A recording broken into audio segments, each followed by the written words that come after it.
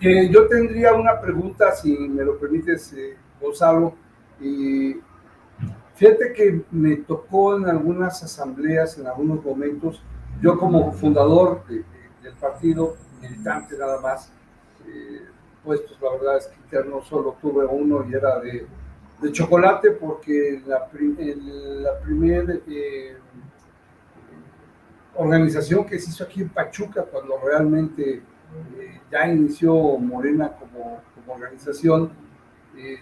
me tocó ser secretario de finanzas, cuando no había un peso que administrar, así es que pues no tuvo realmente mayor trascendencia aquí en el municipio de Pachuca. De ahí en fuera, pues quienes estamos dedicados, por ejemplo, en mi caso, un poquito más a la academia en ese entonces y a otras cuestiones, no dejamos nuestra militancia, no dejábamos de empujar por Morena, no dejábamos el activismo, pero fíjate, y considero que fue un error, debí de haberme involucrado un poco más en las cuestiones partidarias, ya en lo administrativo, y después nos fuimos dando cuenta que quienes ingresaban a los primeros intentos de un Instituto Nacional de Formación, pues se volvieron sumamente sectarios, no nada más en Hidalgo, en otros lugares. ¿Cómo se manejó ese tipo de situaciones que después, es mi percepción como militante, llevaron tal vez a una especie de impas o pausa en los trabajos del Instituto Nacional de Formación Política, y que simplemente no se veía un movimiento? Ya sabíamos que el compañero Fisgón es un compañero destacadísimo, y que sabemos que hace las cosas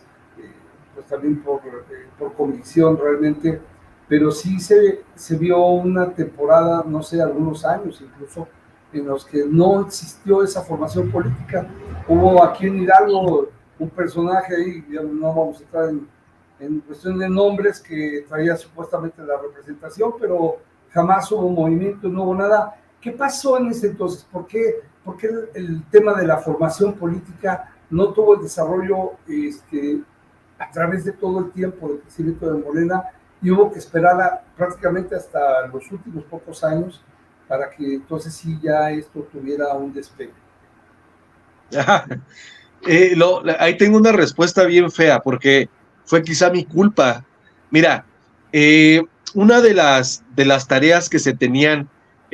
para poner un poquito en contexto, existe la Secretaría de Mexicanas y Mexicanas en el Exterior y Política Internacional, repito, iniciando 2012, entramos al 2013 ya con formalidad, tomando ya la lucha directa para lo que iba a suceder y poder volver a aventarnos en 2018.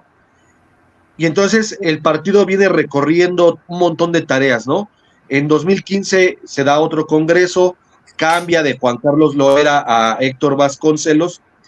y es que en todos estos periodos, digámoslo así, había la tarea principal de, por un lado, vamos a seguir registrando mayores comités. Esa era la tarea que yo recuerdo que tenía Juan Carlos y que pasó a Vasconcelos, ¿no? Hay que hacer más comités, ¿no? Hay que invitar a que se hagan más comités, porque hay que defender el voto, porque se acerca el 2018 y ya no queremos un tercer fraude, y como decía el presidente, la tercera es la vencida, si no, él ya no iba a participar. Entonces, no había más para adelante. Y digo, fue en cierta medida mi culpa, porque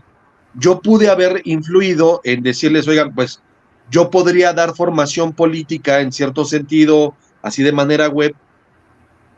pero recuerdo que las actividades era una luz de actividades. Entonces nos comía la actividad y no permitía poner los ojos o centrarnos en otras actividades, y veíamos la formación política como un asunto extra,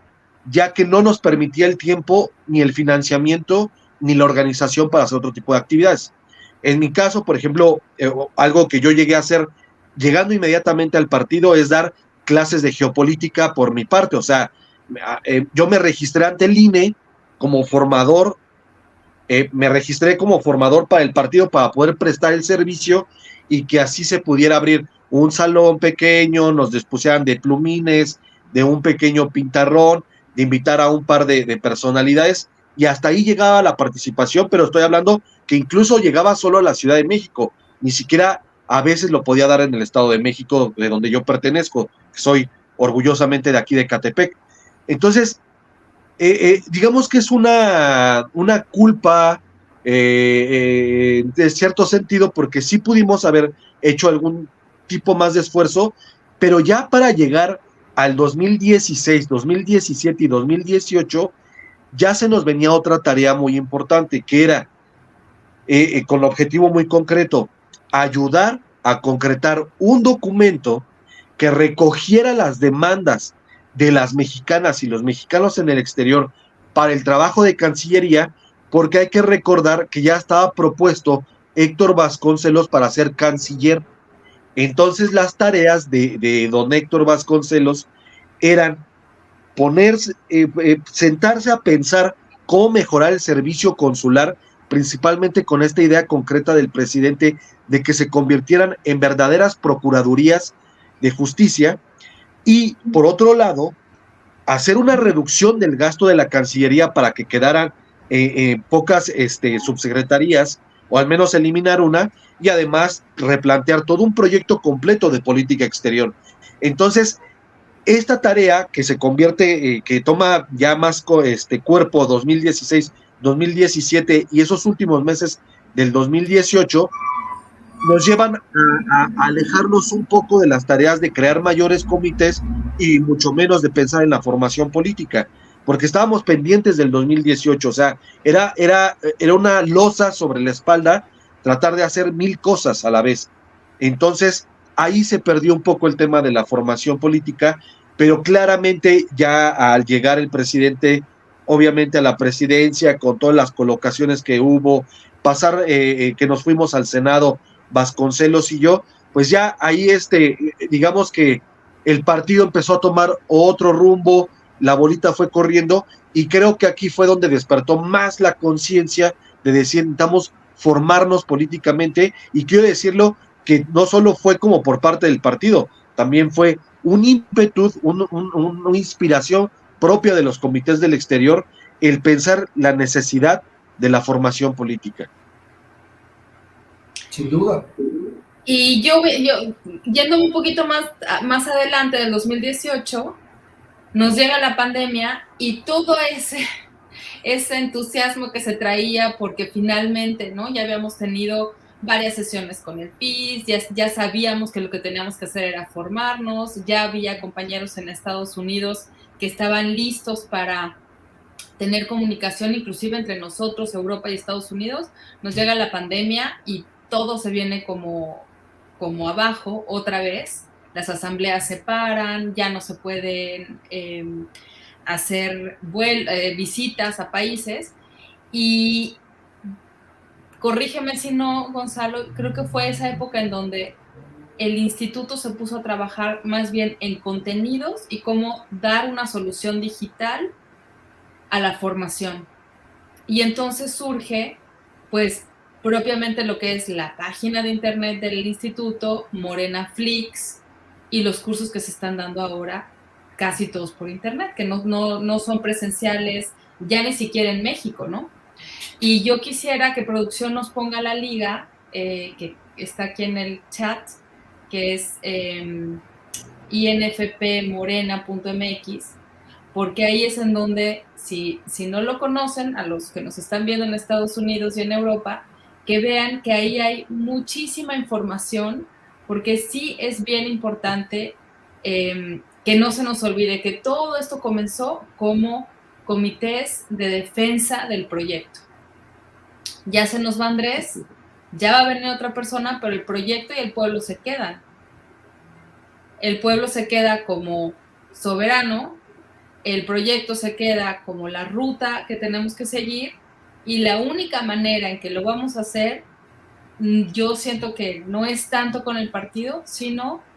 sabiendo que se llame como se llame, lo que hay que defender es el proyecto, y que para allá tenemos que estar todos juntos. Y eso lo ha logrado hasta ahora el Instituto de Formación Política con el compañero Fisgón. Creo que es súper importante eso. Sí, Tania, toda la razón. Mira, yo creo que aquí también viene otra reflexión. Creo que en el paso del 2018 a 2020, antes de la pandemia, pudimos percatarnos, todas y todos quienes estamos en el movimiento de la Cuarta Transformación, que había ciertas personalidades que se sumaron a este gran tren llamado Cuarta Transformación, que no tenían realmente bien fincados los principios que promueve el presidente Andrés Manuel López Obrador. Y eso llevó también a pensar de que quienes quisieran un cargo, quienes quisieran, en este caso, un encargo, quienes quisieran representar a la población, debían ser bien formados. Y hablo bien formados en el sentido más amplio de que debían de tener la mayor cantidad de elementos a saber de qué se trata esto de la Cuarta Transformación para poder llegar precisamente a una diputación, para precisamente llegar a algún sector del gobierno y que no hubiera ahí una discrepancia entre los principios y su forma de actuar. Entonces, el instituto se crea con una necesidad de formar políticamente a aquellas y aquellos que también tienen una gran intención de llegar a la administración pública o a un puesto de representación popular. Y recordamos que precisamente el último congreso del partido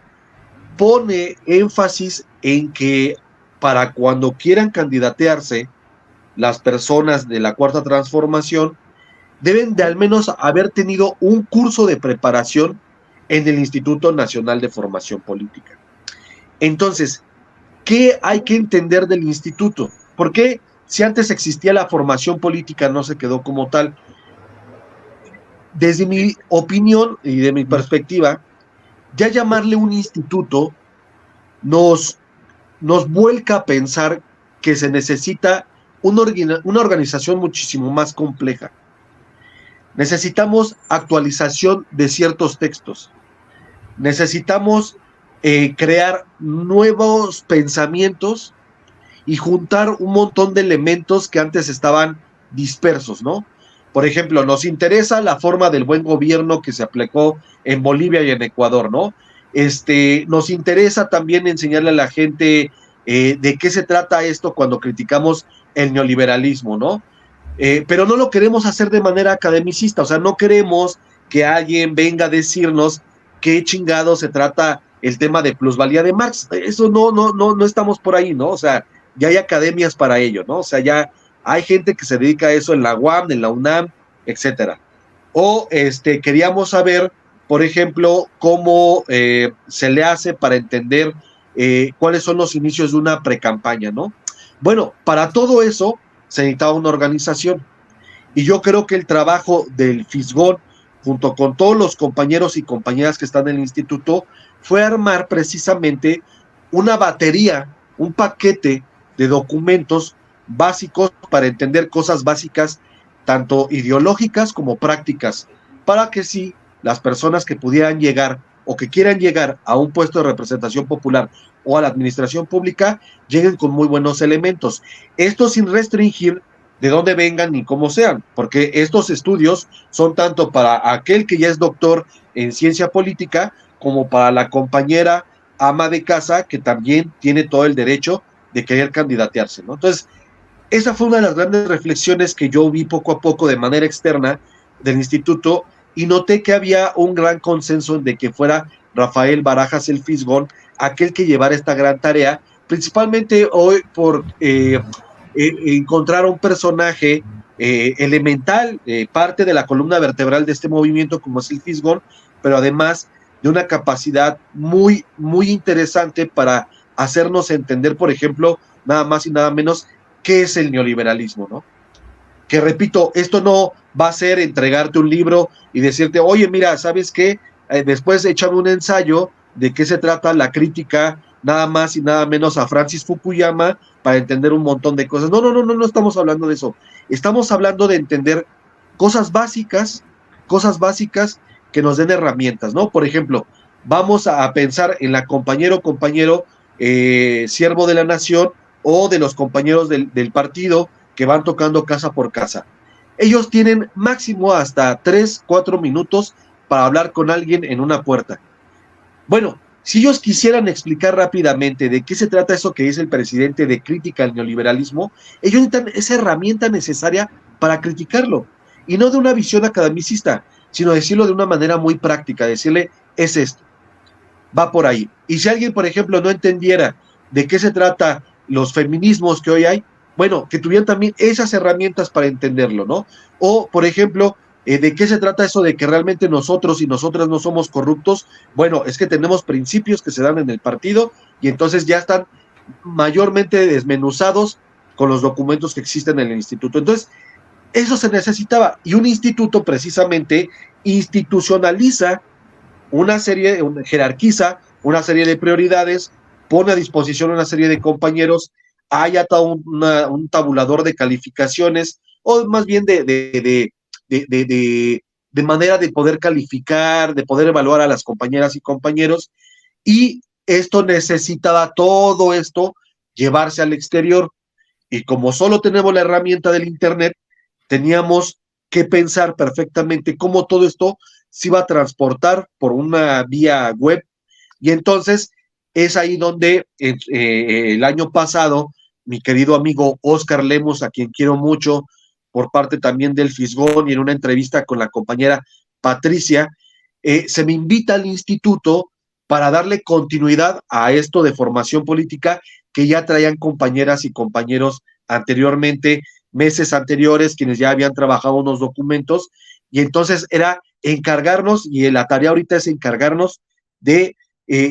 grupos que se han hecho de formación política y darles esta batería de cursos para pasar a otro, que ya ahorita lo vamos a platicar, Tania, que es un nuevo curso en su tercera generación de aspirantes a candidatas y candidatos a una representación popular.